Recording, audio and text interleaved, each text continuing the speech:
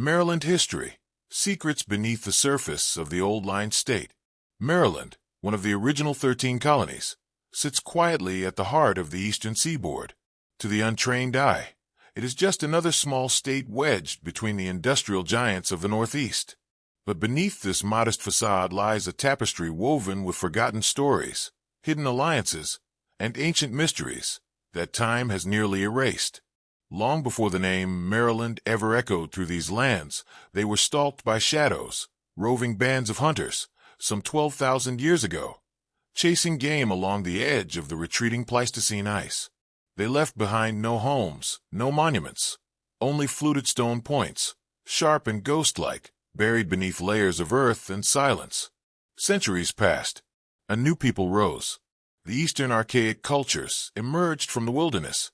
They knew the rivers and the tides, planting crops beneath the rising sun and gathering shellfish by moonlight.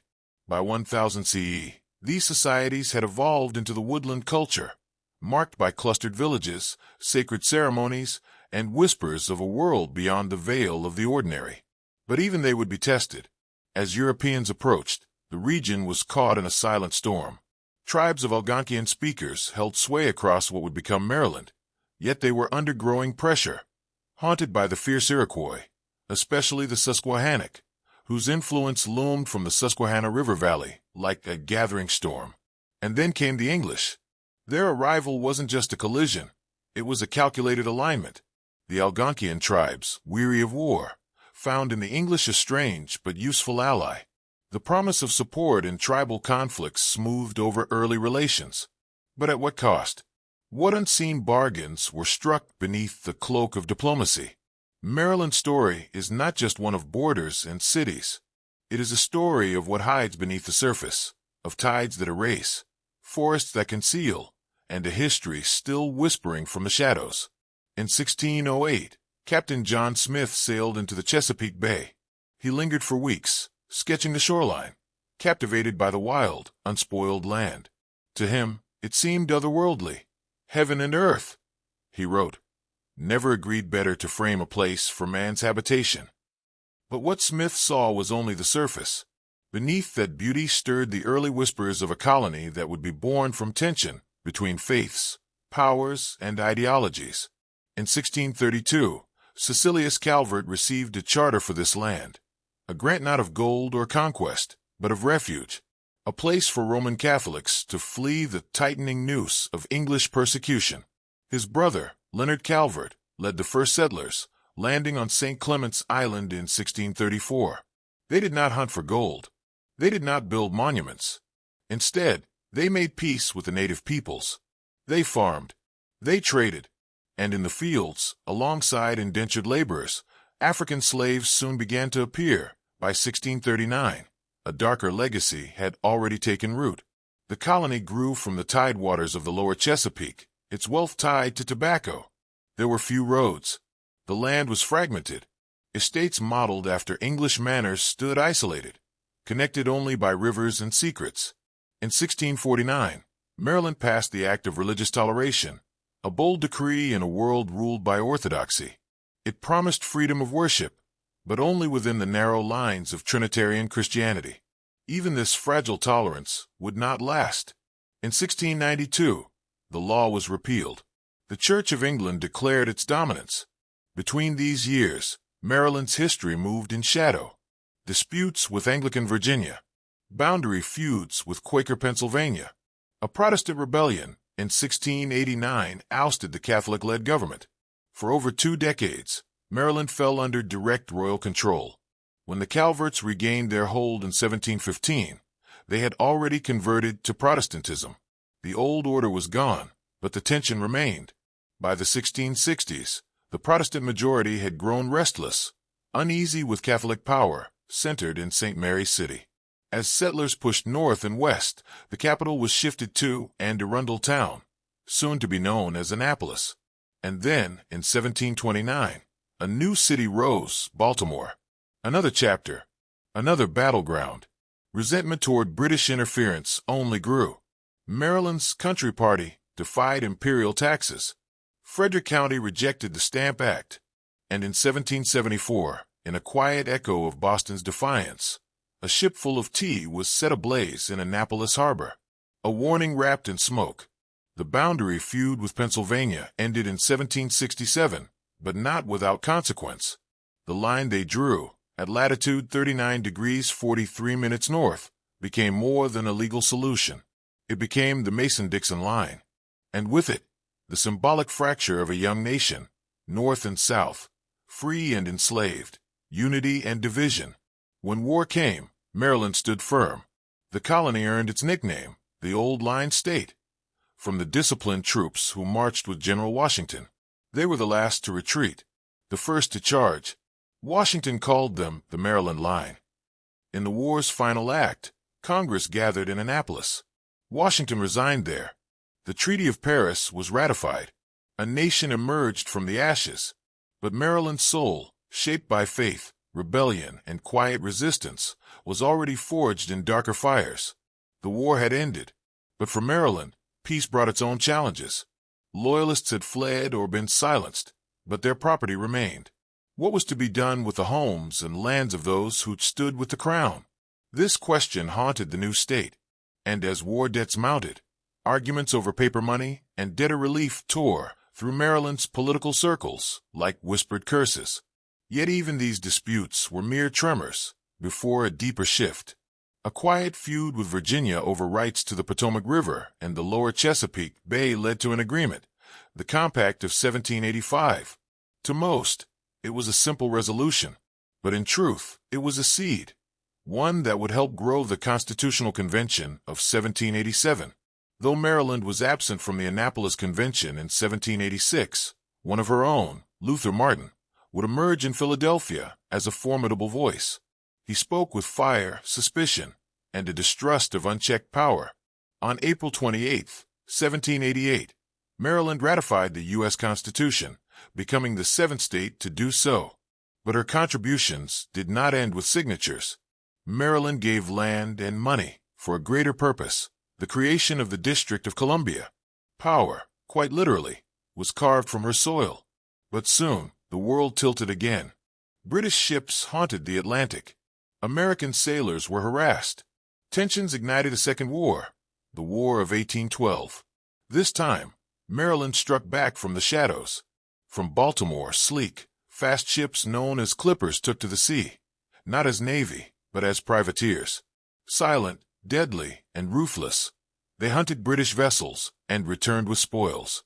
When the British torched Washington, D.C., they turned their eyes to Baltimore. But there, at Fort McHenry, their advance was stopped. The skies were dark. The bombs fell like fire from above. And one man, Francis Scott Key, lawyer and observer, watched from the harbor. Through smoke and chaos, he saw the flag still flying. His words, born from ash and flame, would become the anthem of a future United States, the Star-Spangled Banner. With war behind it again, Maryland began to build. In 1818, the Cumberland Road pushed west, crossing the Appalachians and opening paths, once choked by wilderness. In 1828, two great arteries of innovation broke ground: the Baltimore and Ohio Railroad, the first for passengers, and the Chesapeake and Ohio Canal, carving water routes deep into the interior. A year later, another canal was finally complete, one long in the making. The Chesapeake and Delaware Canal silently linked two great bodies of water, changing commerce forever. Then came a spark that would change the world. In 1844, a message traveled across invisible threads, from Washington to Baltimore.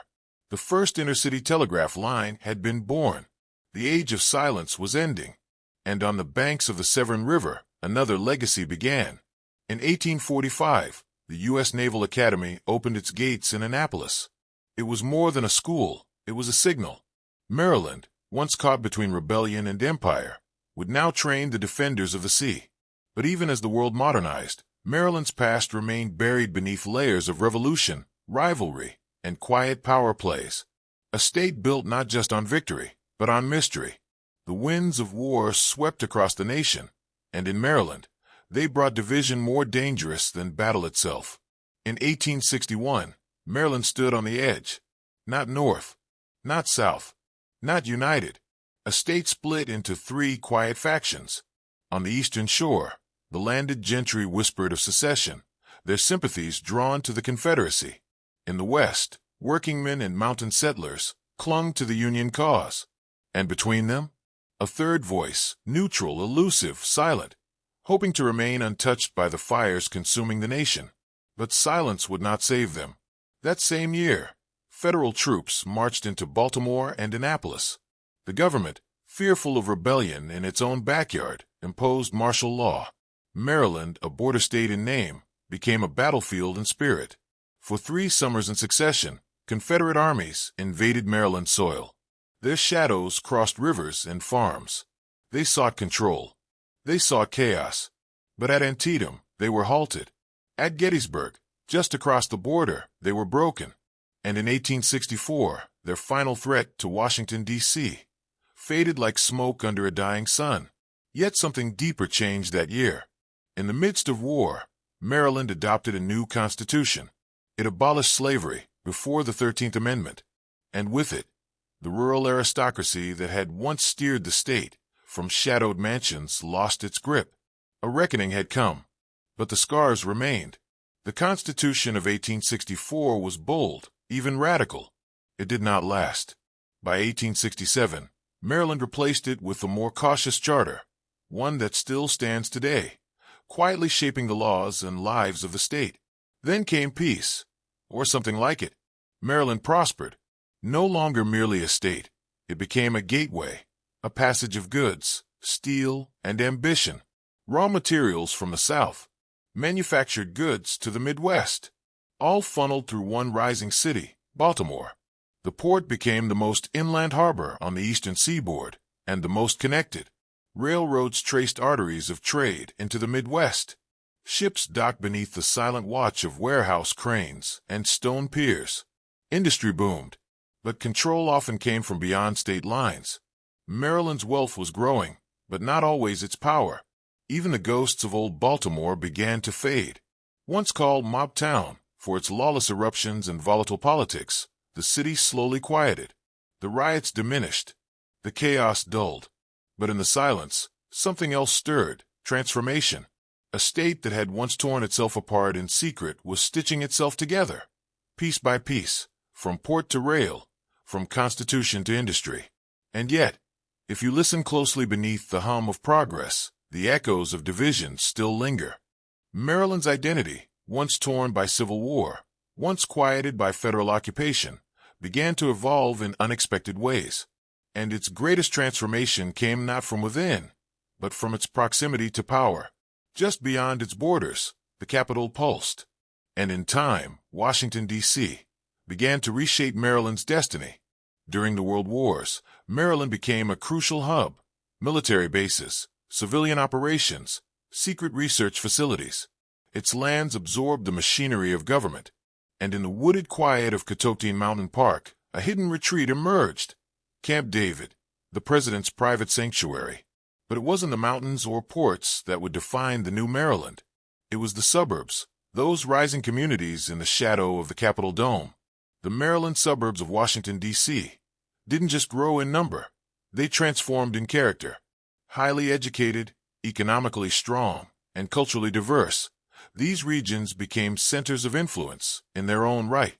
No longer just neighbors to the nation's capital, they became its mirror and engine. And still, the state held echoes of its old identity. In 1790, the U.S. Census found the nation's center of population on Maryland's eastern shore. Since then, it has drifted westward. Yet, for decades, Maryland remained a statistical reflection of the country, the so-called America in miniature. H.L. Mencken, Baltimore's sharp-tongued journalist, once called Maryland the most average of states. He meant it as irony, but the truth was stranger. By the dawn of the 21st century, Maryland was no longer average. It held one of the highest median family incomes in the nation and one of the lowest poverty rates. Its economy was diverse and knowledge-driven, bolstered by federal research labs, national libraries, and cutting-edge institutions clustered near D.C. Maryland became a pillar of the new economy, built on data, intelligence, and education. The Baltimore-Washington corridor, once a line on a map, grew into one of America's largest and most politically dominant metropolitan areas. In national elections, Maryland became a Democratic stronghold, but its influence wasn't just in votes. It was in vision. In 2012, Maryland made history. Voters upheld same-sex marriage at the ballot box, affirming a law passed earlier that year. A quiet revolution in civil rights. And in 2023, another chapter was written.